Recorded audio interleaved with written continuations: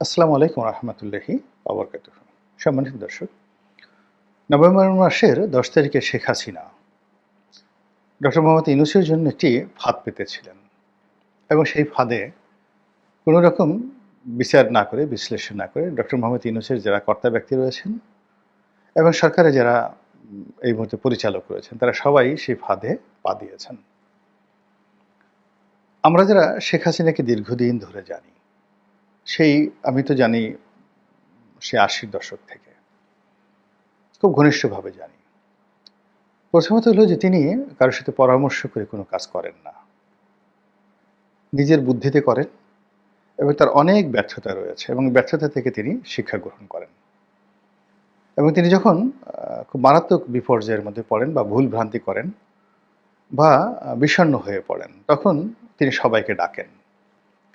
তারপরে সবাইকে একটা সুযোগ দেন, তার দলের লোকজনকে সুযোগ দেন তাকে সমালোচনা করার জন্য এবং তিনি খুব হাসি মুখে সবার সমালোচনা তিনি গ্রহণ করেন। এরপর চা পানি খাইয়ে সবাইকে বিদায় করে দেন। এরপর একটা কথাও তিনি আর মনে রাখেন না। এরপর যা, যা করার দরকার তিনি সেই কাজগুলো নিজের হাতে করেন।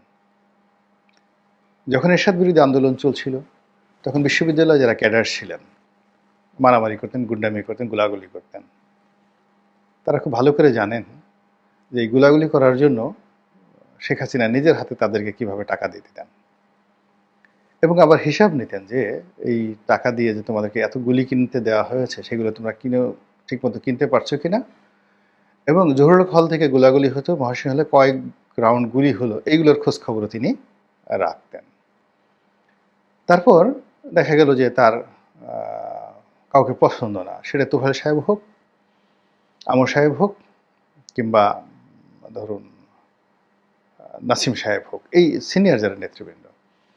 এখন তিনি দেখা গেল যে এই তাদেরকে অপদস্থ করার জন্য তার দলেরই জুনিয়র কোন নেতাকে তিনি সরাসরি বললেন যে এই জিনিসটা তুমি করবা, ওর পাঞ্জাবি ধরে টান দেবা, পেছন ধরে ঢিল মারবা, এই কাজটা করবা। তো এই অভ্যাস শেখ হাসিনার আছে। আবার তিনি যে ১৫ বছর ক্ষমতা চালিয়েছেন, এই ১৫ বছর ক্ষমতা চালাতে গিয়ে তার যদি কখনো কোনো ওসিকে দরকার হয়েছে, তিনি কিন্তু আইজিকে বলেননি, তারপর এসপিকে বলেননি, তিনি সরাসরি সেই ওসিকে টেলিফোন করেছেন বা ডেকে এনেছেন। তারপরে বলছেন ডু ইট। ফলে কি হলো, মানে একজন প্রদীপের মতো ওসি, তাকে যদি প্রধানমন্ত্রী ডেকে বলে তুমি ১০০টা মার্ডার করে ফেলো, ওর মাথা ঠিক থাকে কিনা? ঠিক সেম ঘটনাগুলো কিন্তু এই ২০০০ একেবারে ২৪ সনের আগস্ট মাস পর্যন্ত, ওনার পালিয়ে যাওয়ার আগ পর্যন্ত তিনি এই কাজগুলো করেছেন। যখন সেনাপ্রধানকে দরকার তার সাথে কথা বলেছেন, জিয়াউল হাসানকে দরকার তার সঙ্গে কথা বলেছেন, যখন ডিজিএফআইয়ের চিফকে দরকার তার সঙ্গে কথা বলেছেন, ডিজিএফআইয়ের চিফকে পাল্টানো দরকার, এবং যাকে দরকার ব্যবহার করে হুশ করে ছেড়ে দিয়েছেন। যেমন ধরেন জেনারেল হাসান সরওয়ার্দী এখন শেখ হাসিনার খুব বিরুদ্ধে বলে। এখন হাসান সরওয়ার্দীকে যতদিন তার প্রয়োজন ছিল তিনি এমনভাবে ব্যবহার করেছেন, ওর যত রস আছে সব রস দুমড়ে মুচড়ে তিনি বের করে নিয়েছেন। Then get out. Mamun Khalid ডিজিএফআইয়ের চিফ ছিল, যতদিন দরকার ওনাকে ব্যবহার করে একেবারে শেষ করে লাস্টে এমন একটা জায়গাতে দিয়েছেন যেখানে বসে সারাদিন তার হাপ ইত্তেশ করা ছাড়া কোনো উপায় ছিল না। বসুন্ধরা মানে যে মালিক আহমেদ আকবর সুবহান, আমি যখন এমপি ছিলাম না, ঠিক এমপি চলে যাওয়ার পরে, এটা সম্ভবত ২০১৬ সালের দিকে, তো বসুন্ধরার মালিকের যে প্রাসাদোপম বাড়ি, সেই বাড়ির উদ্বোধন হবে। উদ্বোধন হওয়ার সেই অনুষ্ঠানে উনি সিলেক্টিভ কিছু লোককে দাওয়াত করলেন, কেন জানি উনি আমাকেও দাওয়াত করলেন। আমি তখন বাংলাদেশ প্রতিদিনে লিখি এবং তখন তো আমি সংসদ সদস্য না, আমার কোনো ক্ষমতা নেই। আর বসুন্ধরা যে লেভেলে ব্যবসা বাণিজ্য করে বা যে লেভেলে তারা কানেকশন মেনটেন করে, সে বিএনপি আওয়ামী লীগ সব লেভেলেই তারা হাইয়েস্ট লেভেলে কানেকশন মেনটেন করে। ফলে আমার মতো একজন লোককে উনি দাওয়াত করেছেন এবং তাও আমার স্ত্রী সহ। তো সেখানে কেবলই মাত্র আমার প্রতি ভালোবাসা বা শ্রদ্ধার কারণে সেই কাজটি করেছেন। ওনার সঙ্গে আমার কোনো লেনদেন, কথাবার্তা, ব্যবসা বাণিজ্য বা কোনো স্বার্থ সংশ্লিষ্ট বিষয় মানে তৈরি হওয়ার মতো অবস্থানে আমি নেই। তো যার জন্য জাস্ট আমি সেখানে গিয়েছি। তো গেলাম, যাওয়ার পরে নিজে দাওয়াত করলেন। তারপরে উনার ছেলেরা ঠিক সেইভাবে একেবারে গেটের সামনে আহ্বান করলেন। তো সেখানে গিয়ে সরোয়ার্দীকেও দেখলাম, সরোয়ার্দী সাহেবকে দেখলাম, মামুন খালেদকেও দেখলাম। তো আমি এদের দুজনের কাউকেই ওইভাবে চিনতাম না। সরোয়ার্দী সাহেবকে চিনতাম বাই নেমে। কারণ হলো তিনি ওই যে রেশমা ঘটনায় তিনি খুব আলোচিত ছিলেন, এজন্য তার ফেসটা পরিচিত ছিল। কিন্তু মামুন খালিদ সাহেবের সঙ্গে আমার নামে জানি যে তিনি ডিজিএফআই এর প্রধান ছিলেন। তো তিনি এসে হঠাৎ করে সালাম দিলেন। দুজনে আমাকে সালাম দিলেন। তো সালাম দিলেন এবং কথা বললেন। এবং আমি ওই সময়টাতে মজলুম, অর্থাৎ ২০১৬ সনে আওয়ামী লীগ দ্বারা নির্যাতিত একজন মজলুম ব্যক্তি, সরকারের রোষানলে থাকা একজন মানুষ, যেখানে লিখে যাচ্ছে সরকারের বিরুদ্ধে, বলে যাচ্ছে সরকারের বিরুদ্ধে।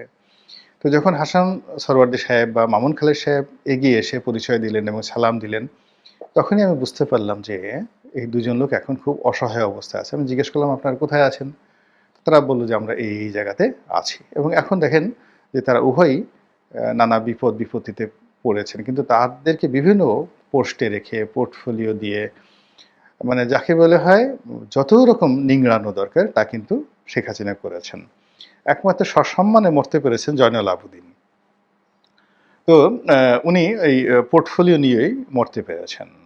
আর বাকি যারা আছেন তারা শেখ হাসিনা তাদেরকে ব্যবহার করেছেন নিজের প্রয়োজনে। এবং পরবর্তীতে যেন আরেকজন লোক ছিল আকবর, জেনারেল আকবর ছিলেন।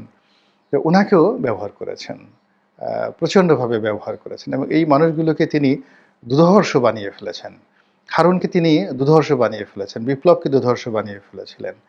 তো এই কাজগুলো তিনি করেছেন একেবারে নিজের প্রয়োজনে। এর ফলে কি হলো, ১৫ বছরের একটা আইরনি রেজিম, তাকে আপনি লৌহ মানবী বলেন, আমি একবার ঠাট্টা করে লিখছিলাম যে তিনি লৌহ মানবী নন, তিনি হলেন হীরক মানবী। এর কারণ হলো প্রকৃতিতে যত পাথর পাওয়া যায়, পদার্থ পাওয়া যায়, তার মধ্যে হীরার চেয়ে কোনো শক্তিশালী এবং কঠিন কোনো বস্তু নেই। সেই জন্য তাকে আমি লিখেছিলাম যে শেখ হাসিনা লৌহ মানবী নন, হীরক মানবী। এবং বাংলাদেশ প্রতিদিনের মতো পত্রিকা অথবা নয়া দিগন্তের মতো পত্রিকাতে এই ১৬-১৭ সনে এই জিনিসটা লেখা এত সোজা জিনিস নয়। তো এই কথাগুলো লিখেছিলাম। তো এখন সেই শেখ হাসিনা তার জীবনের সমস্ত পরিকল্পনা নিয়ে, এখন চিন্তা করুন যে ডক্টর মোহাম্মদ ইউনূসের চাইতে তিনি গড়ে ৮ বছরের ছোট হবেন আনুমানিক। এখন তার বয়স যদি ৭৮ বছর হয়, ইউনূস সাহেবের বয়স ছিল ৮৬ বছর, ৮ বছরের তিনি সিনিয়র। তো ইউনূস সাহেবের যে যাকে বলা হয় প্রাণশক্তি, তারপরে শেষে তার যে ক্যালকুলেটিভ রাজনীতির অভিজ্ঞতা, তার সাথে শেখ হাসিনার যোগ্যতা ১,০০,০০০ নয়, ১০০ কোটি গুণ বেশি। এবং ডক্টর মোহাম্মদ ইউনূসের যে শারীরিক অবস্থা, তার সাথে এই ডক্টর মানে যাকে বলে ডক্টর হাসিনা, ওনার তো ১৩৩টার উপরে ডক্টরেট ডিগ্রি আছে। ডক্টর মোহাম্মদ ইউনূসের যতগুলো ডিগ্রি আছে তার সাথে অনেক বেশি ডিগ্রি শেখ হাসিনার আছে। তো ডক্টর শেখ হাসিনা, তো তিনি যাকে বলা হয় তার যে শারীরিক অবস্থা, ফিজিক্যাল ফিটনেস, এটি ডক্টর মোহাম্মদ ইউনূসের সাথে ১০০ গুণ ভালো আছে। বয়সে তিনি ছোট, শরীর স্বাস্থ্য ভালো আছে। আর দুষ্ট বুদ্ধি, উনি এই দুষ্ট বুদ্ধিটা ১৯৮০ সন থেকে প্র্যাকটিস করতে করতে সে বিশ্ববিদ্যালয়ে মোস্তফা মহসিন মন্টু সাহেবের রাজনীতি শেষ করে দিয়েছেন। ডক্টর কামাল হোসেন রাজনীতি শেষ করে দিয়েছেন, আব্দুর রাজ্জাকের রাজনীতি শেষ করে দিয়েছেন, তুফাইল আহমেদ সাহেবকে রীতিমতো যাকে বলা হয় কবুতর বানিয়ে খাঁচার মধ্যে আটকে রেখেছেন, আমির হোসেন আমর মতো লোককে বস্তাবন্দি করে রেখেছেন, সাবির হোসেন চৌধুরীর মতো লোককে সারা জীবন ওই পিছনে ব্যাগটা নিয়েছেন। তারপরে ওবায়দুল কাদের থেকে শুরু করে অন্য সবাইকে জাস্ট কাউয়া কাদের বানিয়ে ছেড়েছেন তিনি সবাইকে। এবং এই যে লোকজন তাকে কাউয়া কাদের বলতো, শেখ হাসিনা এটা এনজয় করতেন, খুবই এনজয় করতেন। ওই যে আমি একবার একটা দৌড়ের গল্প বলেছিলাম যে সৈয়দ আবুল হোসেন দৌড়ে সে মানে মন্ত্রী হয়েছে। শেখ হাসিনা কি কাউকে এইভাবে যোগ্যতার কারণে মন্ত্রী বানান নাকি? তিনি দয়া করে মন্ত্রী বানান, তার যাকে ইচ্ছে তাকে মন্ত্রী বানান, যাকে ইচ্ছে তাকে ফেলে দেন। এই যে আমি এই কথাগুলো বলেছি, সবাই মনে করেছিলেন যে এই কথা হয়তো শেখ হাসিনা আমার প্রতি রাগ হবে। কিন্তু যখন দেখলাম যে ৩০০ সংসদ সদস্যের মধ্যে তিনি আমাকে বললেন যে রনি, তুমি এই গল্পটা বলছো, কাহিনীটা বলছো, তুমি আমার সাথে আলাপ করে বলবা না? হ্যাঁ, আমার সাথে আলাপ করে বলতা। তখন আপনি বোঝার চেষ্টা করুন যে এই যে আমি গল্প বলেছি, মানে তাকে বড় করেছি, অন্য সবাইকে ছোট করেছি, এতে তিনি খুশি হয়েছেন। তো তার সেই বুদ্ধি শুদ্ধি একটুও কমে নাই। এবং সেই বুদ্ধি নিয়ে তিনি একটি চাল দিয়েছেন ১০ তারিখে, এবং একটা ফাঁদ পেতেছিলেন ১০ তারিখে। এবং সেই ফাঁদে সরকারের লোকজন কিভাবে পড়েছে, এই আজকের দিনে বুঝতে পেরেছেন যে কিভাবে পড়েছে। যে পুরো ঘটনার ভিডিও ফুটেজ, অডিও ফুটেজ সারা দুনিয়ায় ছড়িয়ে গিয়েছে এবং এরকম একটা ঘটনা ঘটবে এবং এরকম একটা রিপোর্ট তৈরি হবে। এই রিপোর্টটা আগেই তৈরি করা হয়েছে। এর কারণ হলো ভারতের ১ নম্বর পত্রিকা। বাংলাদেশে যেমন বিচিত্রা ছিল একসময়, এইভাবে পুরো ভারতবর্ষে ১ নম্বর পত্রিকা, সাপ্তাহিক পত্রিকা ইন্ডিয়া টুডে। তো সেই পত্রিকার একটা স্টোরি সঙ্গে সঙ্গে ছাপা হলো। মানে এটা তো সাপ্তাহিক পত্রিকা, মানে যেই সংখ্যায় যেই তারিখে এই পত্রিকায় প্রকাশিত হবে, যেদিন এই পত্রিকাটা সপ্তাহে প্রকাশিত হবে তার তার আগেই এই রিপোর্টটা যদি তাদের তৈরি করা না থাকতো, রাতারাতি এত রিপোর্ট তারা তৈরি করতো না। তাদের শুধুমাত্র একটা ঘটনা, কাহিনী আর একটা ছবি দরকার ছিল, আর বাকিটা তারা যেভাবে চেয়েছে সেইভাবে এখানে আমরা নাচানাচি করেছি। গেল ইন্ডিয়া। আবার ইন্ডিয়া টুডেতে যেভাবে পত্রিকায় তারা প্রতিবেদন প্রকাশ করেছে, একইভাবে এটা হোয়াইট হাউসে চলে গেছে, একইভাবে এটা পেন্টাগনে চলে গেছে, একইভাবে আমেরিকাতে চলে গেছে এবং একইভাবে ট্রাম্পের যে অফিস, ডোনাল্ড ট্রাম্পের যে অফিস, সেখানে চলে গেছে এবং সেখান থেকে স্বয়ং ট্রাম্প মনে হলো যে তিনি যে টুইট বার্তা করেছেন, এই টুইটটা শেখ হাসিনা নিজে লিখে দিয়েছেন অথবা সজীব ওয়াজেদ জয় নিজে লিখে দিয়েছেন। আপনি বুঝেন যে তিনি যে খেলাটা খেলেছেন, সেই খেলাটা অতীতের যে কোনো খেলার চাইতে পরিপক্ক। অতীতের যে কোনো শেখ হাসিনার যে চাল, তার সাথে কুটিল চাল এবং জটিল চাল। এবং অতীতে তিনি যে কথাগুলো বলেছেন, একটা সিঙ্গেল কথা, সে ঠাট্টা করে বলুন আর যা কিছু বলুন, তিনি যেটা বলেছেন সেটা মিন করেছেন। আপনি দেখেন না, সেই সোহেল তাজ তার ছেলের বয়সী, সোহেল তাজ যে সময় জন্মগ্রহণ করেছেন, জয় আর সোহেল তাজের মধ্যে কিন্তু বেশি বয়সের ডিফারেন্স নেই, 6 মাসের ডিফারেন্স হবে বা 1 বছরের ডিফারেন্স হবে। তো সেই সোহেল তাজকে তিনি গান গেয়ে গেয়ে বলছেন, টেলিফোন ওভার টেলিফোন, তোমাকে আমি ছাড়বো না। এবং সোহেল তাজ ওই যে তার গান শুনে, সে তো দেখে জানেন শেখ হাসিনাকে খুব কাছে থেকে দেখেছেন, তিনি এতটা ভয় পেয়ে গেছেন যে মাশাল্লাহ 2024 সনের 5 তারিখের, আগস্ট মাসের 5 তারিখ পর্যন্ত তিনি কিন্তু একটা ট্রু শব্দ করেন নাই। This is Sheikh Hasina. আপনারা কল্পনা করতে পারবেন না, ডক্টর মোহাম্মদ ইউনূস বা দেবপ্রিয় ভট্টাচার্য বা এই যে সমস্ত লোকজন আছেন, একজন তোহাইল আহমেদের কাছে, একজন সুরঞ্জিত সেনগুপ্তের কাছে, একজন আব্দুর রাজ্জাকের কাছে, এরা এখন অবোধ শিশু জীবনের সব ক্ষেত্রে, এমনকি লেখাপড়ার ক্ষেত্রে। মানে আপনি তোহাইল সাহেবের যে লেখাপড়া, তোফায়েল সাহেবের যে লাইব্রেরিটা আছে, আপনি বাসায় গিয়ে দেখেন, ওই লাইব্রেরিতে যে বইগুলো আছে, সেই বইগুলোর নামই তো এই ডক্টর মোহাম্মদ ইউনূসের যে ক্যাবিনেট আছে, একজন নামও বলতে পারবে না।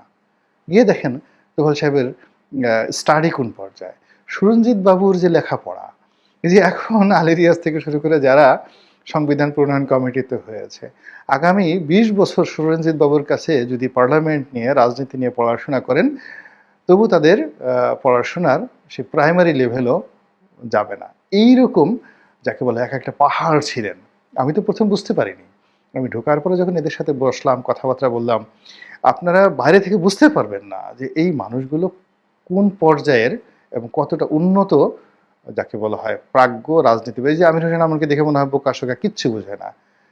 মানে মুহূর্তের মধ্যে আপনার মাথার উপর কাঁঠাল ভেঙে, পুরো কাঁঠাল খেয়ে, আপনার সারা শরীরে আঠা লাগিয়ে, তারপরে আপনাকে উলঙ্গ করে ছেড়ে দেবে। আপনি যাওয়ার সময় বলবেন, জয় আমু ভাই, জয় আমু ভাই। This is politics. এই যে একজন আবুল হাসনাত আবদুল্লাহ, আপনি কল্পনা করতে পারবেন না তারা কত বড় পলিটিশিয়ান।